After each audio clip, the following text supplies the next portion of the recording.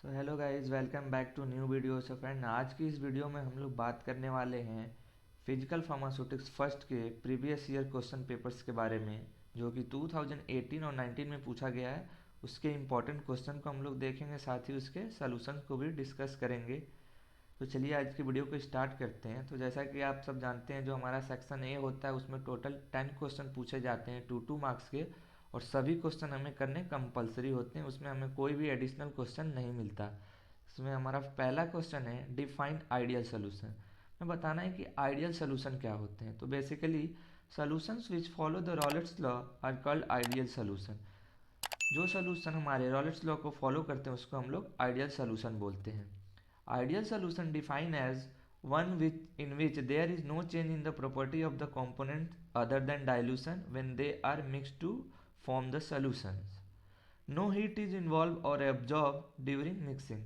Ideal solution जो होता है उसकी प्रॉपर्टी चेंज नहीं होती जब हम लोग उसका डाइल्यूशन करते हैं या फिर और कुछ करते हैं। उसमें से किसी प्रकार का कोई हीट इवॉल्व नहीं होता, ना ही कोई हीट एब्जॉर्ब होती है। जब हम लोग इस तरीके का कोई भी रिएक्शन मिक्सचर को दो रिएक्टेंट को रिएक्ट कराते हैं, तो उसमें किसी प्रकार का कोई हीट इवॉल्व भी नहीं होती, कोई हीट निकलती भी नहीं है, और ना ही कोई हीट एब्जॉर्ब होती है।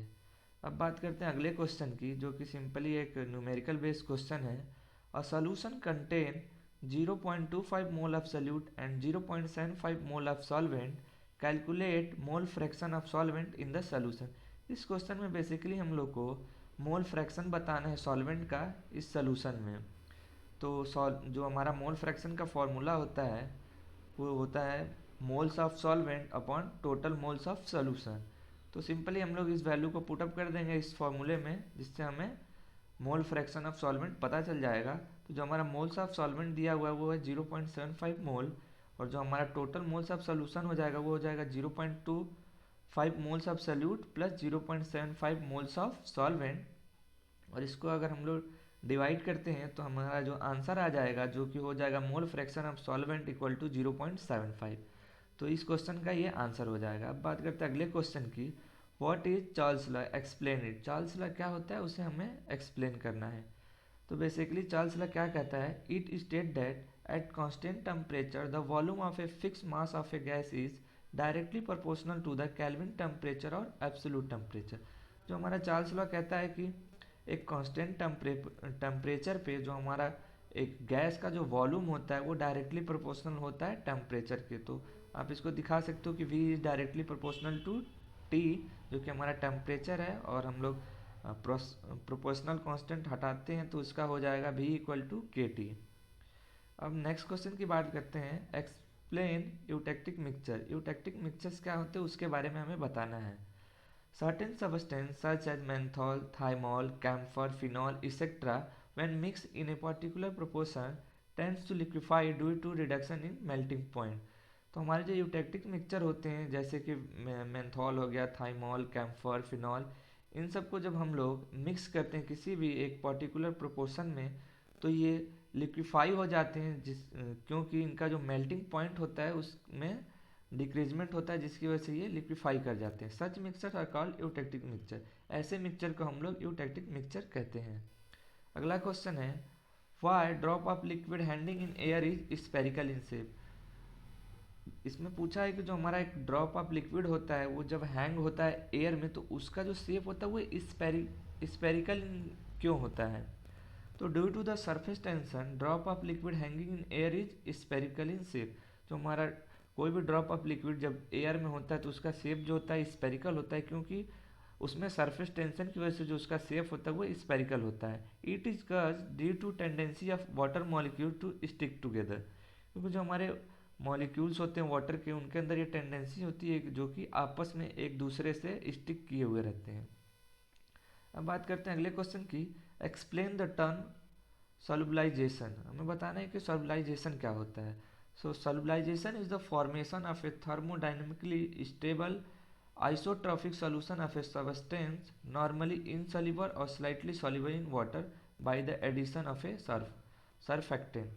सॉल्युबलाइजेशन जो होता है ये एक थर्मोडाइनमिक फॉर्मेशन होता है, जो कि कोई भी हमारा सब्सटेंस जो होता है वो नॉर्मली इनसॉल्युबल और स्लाइटली सॉल्युबल होता है वाटर में by the addition of a surfactant.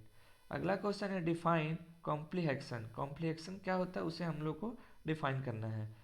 कॉम्प्लीहेक्शन में be define as association of two और मोर स्पीसीज। कॉम्प्लीहेक्शन बेसिकली क्या होता है, दो या दो से ज़्यादा मॉलिक्यूल के एसोसिएशन को हम लोग कॉम्प्लीहेक्शन बोलते हैं। Complexes are also called as coordination compound और कोऑर्डिनेशन कॉम्प्लेक्सेस। हम लोग कॉम्प्लेक्सेस को कोऑर्डिनेशन कंपाउंड या फिर कोऑर्डिनेशन कॉम्प्लेक्स के नाम से भी जानते हैं। अगला क्वेश्चन है what are chelates compound and chelation. हमें बताना है कि चिलेट्स कंपाउंड क्या होते हैं और चिलेशन क्या होता है। A substance containing two or more donor group combine with metal ion to form a complex known as chelate. Bond may be ionic और covalent type। जो हमारे कोई भी सबस्टेंस है जो कि दो या दो से ज़्यादा डोनर ग्रुप को कंबाइन किया हुआ होता है मेटल आयन से, जो कि एक कॉम्प्लेक्स को फॉर्म करता है, उसको हम लोग बोलते हैं चिलेट। और जो इसमें बॉन्ड का फॉर्मेशन होता है वो आयनिक भी हो सकता है या कोवेलेंट टाइप भी हो सकता है। ईडीटी है जो कि एक इसका एग्जाम्पल है ethylene diamine tetraacetic acid. Chelation क्या होता है, basically chelation is the formation of multiple coordination bond between organic molecule and a transition metal ion leading to sequestration of the metal. Chelation क्या होता है, एक मल्टीपल कोऑर्डिनेशन बॉन्ड का formation होता है between organic molecule and a transition metal ion के बीच में। नेक्स्ट क्वेश्चन है जो कि हमारा क्वेश्चन नंबर 9 है what is Sorensen pH scale. Sorensen pH scale क्या होती है इसके बारे में हमें बताना है। उससे पहले हम लोग देख लेते हैं कि पीएच क्या होता है। PH is unit measures the degree of acidity और basicity of a solution.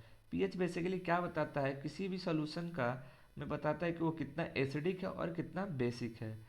In 1909, Danish biochemist Soren Peter Lauritz Sorensen defined the pH as negative logarithm of the hydrogen ion concentration।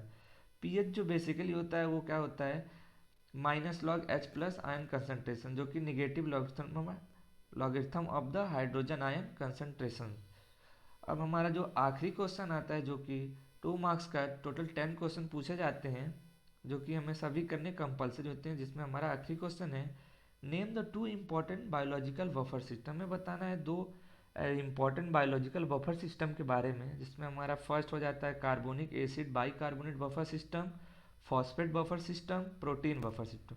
तो मैंने 3 लिख दिया है, आप कोई भी इसमें से 2 कर सकते हो, कोई भी आप 2 इसमें से बायोलॉजिकल बफर सिस्टम को लिख सकते हो। सो आई होप आपको समझ में आ गया होगा। 2 मार्क्स के क्वेश्चन जो फिजिकल फार्मास्यूटिक फर्स्ट के हैं जो कि 2018-19 में पूछे गए थे, काफ़ी इंपॉर्टेंट क्वेश्चन होते हैं जो कि हर साल रिपीट होते हैं, तो आप इसको अच्छे से पढ़ लेना। आप चाहो तो इसको कहीं अपने एक नोट्स में इसको लिख भी सकते हो, ताकि एग्ज़ाम के टाइम पे आपको उसे रिवाइज करने में काफ़ी आसानी रहता है। अगर वीडियो अच्छा लगा तो वीडियो को लाइक करना, और चैनल पे न्यू हो तो चैनल को सब्सक्राइब कर लेना, क्योंकि मैं ऐसी वीडियो लाता रहता हूँ। और इस वीडियो से रिलेटेड अगर कोई भी डाउट आपके मन में हो तो आप मुझे कमेंट बॉक्स में पूछ सकते हो, और आप मुझे कुछ सजेस्ट करना चाहते हो कि न्यू वीडियो किस टॉपिक पे लाई जाए या कुछ भी, तो आप मुझे सजेस्ट कर सकते हो कमेंट बॉक्स में कमेंट करके।